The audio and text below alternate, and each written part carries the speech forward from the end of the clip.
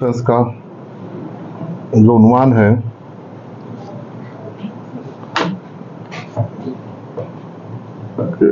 कल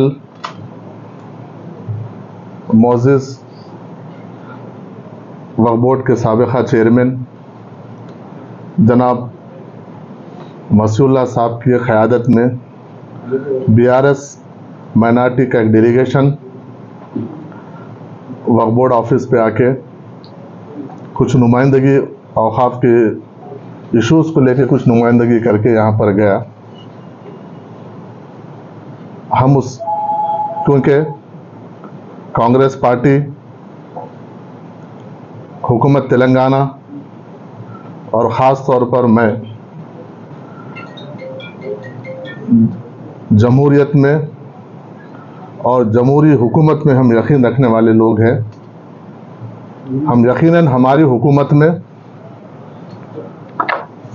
opposition parties का हम रेस्पेक्ट करते हैं और हम ये चाहते हैं कि एक ज़िम्मेदार अपोजिशन पार्टीज़ एक ज़िम्मेदार अपोजिशन का रोल अदा करे और वक्तन फ़क्तन गवर्नमेंट को अवामी मसाइल के ऊपर नुमाइंदगी करे,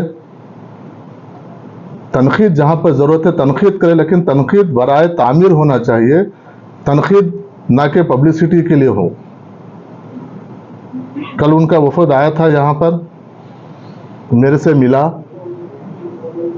तफसील से मेरी बातचीत हुई। वो लोग जो इश्यूज़ के ऊपर बात किए, हम उनको उस चीज़ से जो चीज़ वो बात किए हम उसको उनको मुतमईन किए और वो ख़ुद भी यहाँ से मुतमईन होके गए, कन्विंस होके यहाँ से गए कि ये बात बिल्कुल सही है। लेकिन यहाँ से जाने के बाद नीचे सहाफ़ी हजरात से वो गुफ्तगू करते हुए जो हक़ाइक़ है उसको छुपाकर एक पब्लिसिटी के लिए या फिर हमारे पॉलिटिकल एग्जिस्टेंस, हमारे पॉलिटिकल वजूद को बताने के लिए बोले हैं या फिर तनक़ीद करने के लिए बोले हैं या किस लिए बोले, मुझे तो पता नहीं है। जो बात मीडिया में बोले हैं वो बात मुझे भी यहाँ पर भी बोल सकते थे और वो बात यहाँ पर हमारी बातचीत हुई और मैं उनके साथ जब मेरी मुलाकात हुई तो मैं कोई अलग से उनके वफ़द के साथ अलग से मुलाकात नहीं किया। तकरीबन 50 लोग मेरे चैम्बर में बैठे हुए थे, उसमें मीडिया के हजरात भी थे और वो लोग लाइव ले रहे थे। मेरी जो बात थी आपस में जो हमारी गुफ्तगू हुई उसमें सब चीज़ खुल के था, मैंने उनका खुल के जवाब दिया और वो लोग भी जो मेंबरान आए थे BRS के अखिलती शोबे के लोग थे, वो लोग सब कन्वेंस होके, उसमें ख़वातीन भी थे, कन्वेंस होके गए वो लोग। लेकिन नीचे जाने के बाद पता नहीं क्यों कि एक 10 साल के बाद कि हमारा वजूद ख़तरे में है या फिर क्या सोचे पता नहीं, वो एक मीडिया को एक अलग आके स्टेटमेंट दिए जिसमें वो 3 चीज़ों के ऊपर कल हमसे नुमाइंदगी की है। वो ख़ास तौर पर जिसमें पहला मुद्दा था अनीसुल गुरबा का। अनीसुल गुरबा पे वो अपनी बात ये रखे कि अनीसुल गुरबा को बिल्डिंग को टेमरिस को किराए पे दिया गया है और ये जो किराए पे दिए वो हुकूमत का तरीक़ा गलत है, ये क़ानूनी तौर पर कलेक्टर के थ्रू होना चाहिए। इस तरीके से वो कुछ बात की है मीडिया में, आप लोग सब लोग उसके आप लोग के पास सबके पास रिकॉर्डिंग है। मैं ये बताना चाह रहा हूँ कि पिछले 10 साल में जितने भी वक्फ बोर्ड के जायदादों को किराए पे दिया गया, किसी जायदाद को कोई कलेक्टर को या किसी MRO के सामने किराए पे रख के नहीं दिया गया, क्योंकि वक्फ बोर्ड एक ऑटोनोमस बॉडी है और ऑटोनोमस बॉडी में वक्फ बोर्ड में डिसाइड होता है कि किसको देना है किसको नहीं देना है। जहाँ तक टेमरिस का सवाल है कि पिछले 1 हफ्ते से ये बात सोशल मीडिया में और कोई अलग अलग ऑर्गेनाइजेशन की तरफ से बात आ रही है कि मौजूदा हुकूमत टेमरिस को अनीसुल गुरबा को ख़त्म करके पूरी बिल्डिंग टेमरिस को किराए पे दे दिया और ये बिल्कुल सरासर गलत है। मौजूदा हुकूमत में कोई ऐसा फैसला नहीं हुआ है। ये फैसला पिछले हुकूमत में हुआ है। और जहां तक ये टेमरिस की बात है,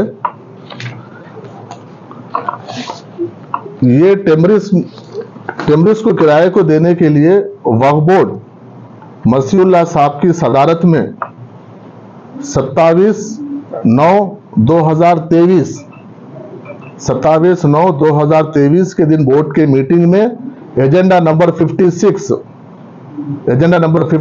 में वो बोर्ड के मीटिंग में फैसला लिया गया कि ये टेमरिस को 5 रुपए में पर स्क्वायर फीट में 1,45,000 स्क्वायर फीट पूरी बिल्डिंग, क्योंकि टेमरिस की जो बिल्डिंग है वो अनीसुल गुरबा 400 चिल्लर मुरब्बा गज के ऊपर थी। उसके बाद गवर्नमेंट से 4,000 गज लिया गया, गवर्नमेंट दी है, तो उसके बाद वो अभी जो है टोटली वो 4,800 चिल्लर गज पे वो बिल्डिंग है, जिसमें जो अभी बिल्डिंग्स के जितने फ्लोर्स है अगर उसको स्क्वायर फीट में लेंगे तो जो बिल्डअप एरिया है 1,45,000 स्क्वायर फीट जमीन 5 रुपए के हिसाब से 27/9/2023 को आइटम नंबर 56 बोर्ड में ये रेजोल्यूशन पास करके मसीहुल्लाह साहब चेयरमैन की मौजूदगी में ये भेजा गया।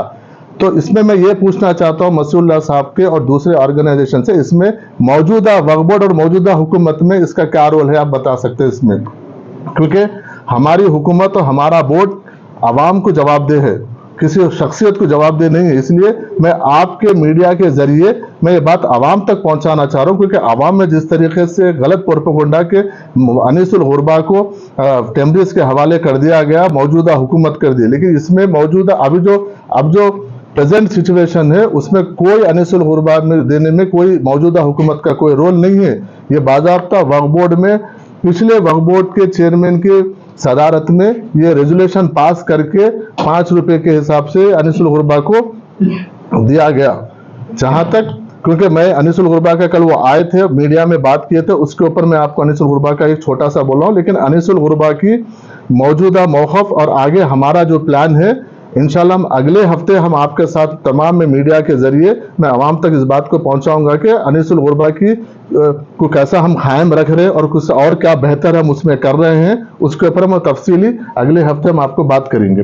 दूसरी बात यह है कि हमारे चेयरमैन साहब 125 एकड़ खबरस्तानों के लिए, माइनॉरिटीज खबरस्तानों के लिए हुकूमत TRS की हुकूमत दी करके वो एक बार बोले हैं, ठीक है।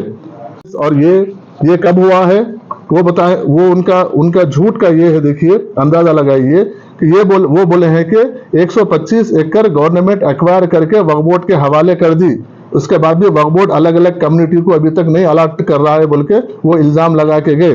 लेकिन मैं ये बताना चाहता हूं कि 7 तारीख 8वां महीना 2023 मतलब इलेक्शन कोड आने से सिर्फ 1 महीना पहले, नवंबर में इलेक्शन कोड आया, उससे पहले जियो के जरिए 125 एकड़ रंगारेड्डी डिस्ट्रिक्ट के अलग अलग मंडल्स में ये जमीन माइनॉरिटी खबरस्तानों के लिए अलॉट की गई है, जिसमें आपको देखिए बोहरा कम्युनिटी के लिए है, शिया कम्युनिटी के लिए है, महदवी कम्युनिटी के लिए है और सुन्नी कम्युनिटी के लिए अलग अलग उसको बैफरकेट करके दिया गया। लेकिन ये 1 महीना पहले इलेक्शन से आप एक जियो निकालते हैं और उसको बोलते हैं कि आप 6 महीने से आप 125 एकड़ खबरस्तानों के लिए अलॉट की गई और आपकी तरफ से उसके ऊपर कुछ नहीं है। जिस दिन में 16 तारीख को मैं बहैसियत चेयरमैन यहाँ पे मैं अपॉइंट हुआ, 17 तारीख को मैं सीओ के जरिए लेटर भेजा हूं, एक ही दिन में सेकंड डे उसके ऊपर मैं सीओ के जरिए लेटर भेजा हूं कि ये जमीन के लिए कंपाउंड वाल के लिए हमको कोटेशन भेजो बोल के RNB डिपार्टमेंट को मैं बाज़ाब्ता एक लेटर भेजा हूं। वो लेटर भी कॉपी है, मैं आपको बता सकता हूं उसकी। रही दूसरी बात कि ये 6 महीने में, क्योंकि उमर जलील साहब जब सेक्रेटरी माइनॉरिटी वेलफेयर थे तो उनसे मेरी पहली इसी इशू पे मेरी बात हुई, तो उनसे मेरी तफसीली बात हुई तो वो बताए हैं कि इसको थोड़ा सा टाइम लगेगा चेयरमैन साहब, क्योंकि इसमें एक सर्वे नंबर है 472 नुतकल विलेज मेडचल मलकाजगिरी डिस्ट्रिक्ट में है, जिसके ऊपर कुछ कोर्ट के केसेस है। मसूल्ला साहब आपको ये मालूम होना चाहिए, जब जमीन आप अलॉट करके हैंडओवर कर दिए बोल रहे हैं तो फिर कोर्ट के केस आए कैसा? या कोर्ट के केसेस पहले थे आप वो अलॉट कर दिए हैं, या तो फिर बाद में कोई डाले हैं। लेकिन उसके बावजूद भी हम इसको सीरियस लेके मैं उमर जलील साहब के पास गया, डिस्कस किया। डिस्कस करने के बाद उन्होंने खुद बोले कि इसके ऊपर कोर्ट के केसेस से एक बार कोर्ट के केसेस क्लियर हो जाएंगे, इसके बाद फिर हम इसका आगे प्रोसेस करेंगे।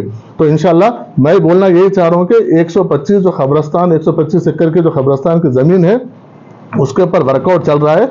वो सिर्फ इलेक्शन के एक पर्पो इलेक्शन का एक चॉकलेट के जरिए जैसा देने के, 8वें महीने में सिर्फ जियो निकाल के चले गए वो, जिसमें एक 37 एकर्स के लैंड के ऊपर केस चल रहा है। आप 125 एकड़ देने का वादा कर रहे हैं, आपकी हुकूमत केसीआर साहब बोल के आप बात करके चले गए, जिसमें से 37 एकर्स पे कोर्ट का केस चल रहा है। तो आप कैसा बोलते हैं कि हैंड ओवर करें बोल के आप? ये बिल्कुल सरासर गलत है। और तीसरी बात यह है कि वक्फ बोर्ड के जो बगल में जो बाजू आपको नॉर्थ साइड की जो बिल्डिंग है, 7 फ्लोर के जो स्लैब है, जिसके ऊपर ग्राउंड फ्लोर 2 सेलर और 7 फ्लोर की जो बिल्डिंग है, ये देखिए 5 अक्टूबर, ये भी 8वें महीने में हुआ। ये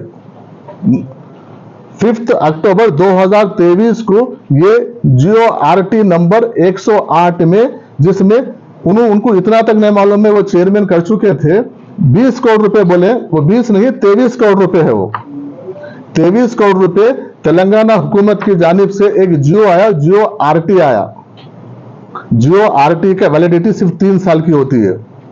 जियो एमएस अगर होता तो 10 साल की वैलिडिटी होती है। मतलब वो उनको माइंड में था, उनको ये और कॉन्फिडेंस था कि सरकार हमारी वापस आ रही, 3 साल में इसका वैलिडिटी खत्म हो जाती, जियो आरटी खत्म हो जाता, हम हाथ उठा देंगे 23 करोड़ रुपए से। लेकिन वक्त या तो इलेक्शन 1 महीने के बाद आ रहा, हम तो अभी जियो दे देंगे करके ये क्या किए, ये अक्टूबर 2023 को 23 करोड़ का लेके आए।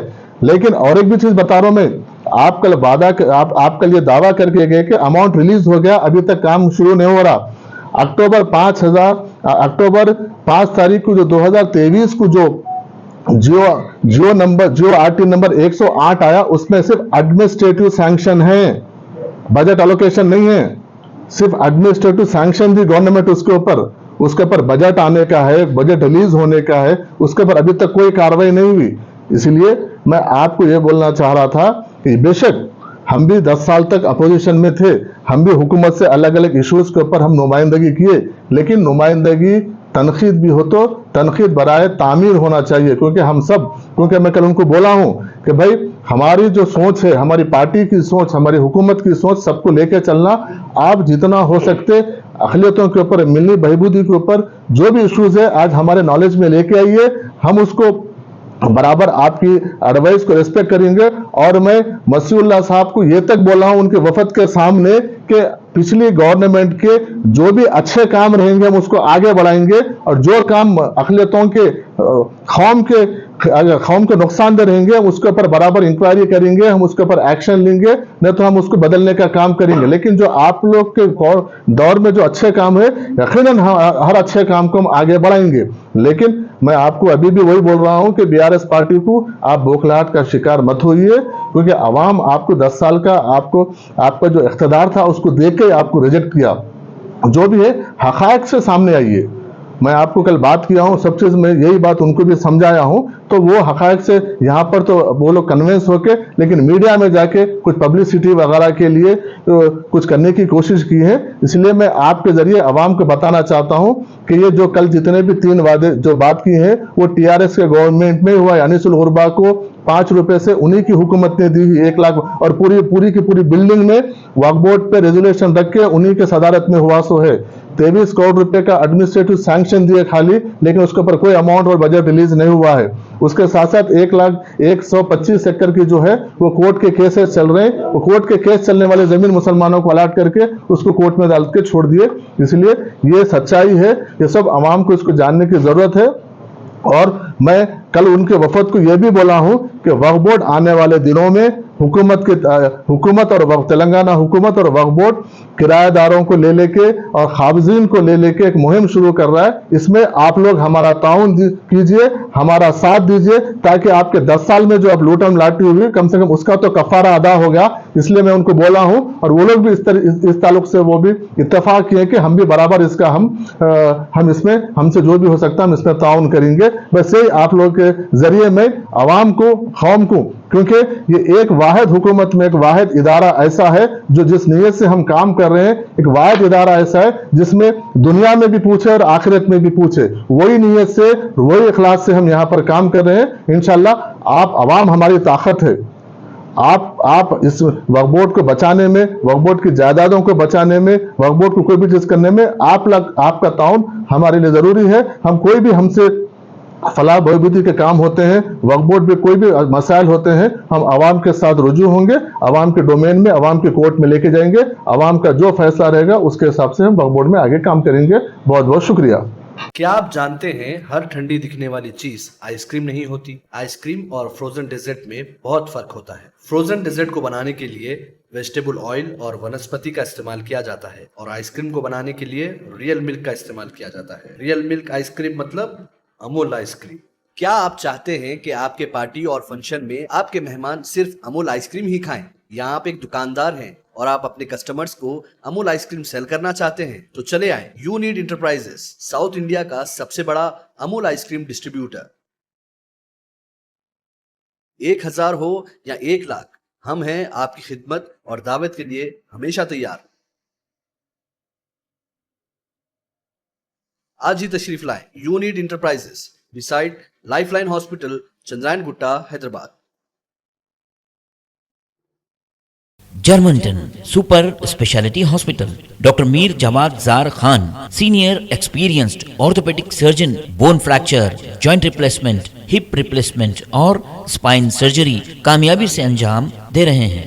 इसके अलावा neuro surgery, cardiology, gynaecology, dental, general medicine, dialysis और फिजियोथेरेपी जैसे शोबाजात में इंतहाई कामयाबी के साथ वाजबी फीस में इलाज किया जा रहा है। शेयरिंग और प्राइवेट रूम्स, अस्पताल में 24 घंटे MRI, CT scan, 2D digital X ray, ultrasound, operation theatre, ICU और लैब की सहूलत दस्तयाब है। आपकी उम्मीदों के ऐन मुताबिक Germanten super speciality hospital, pillar number 150, Attapur, Hyderabad.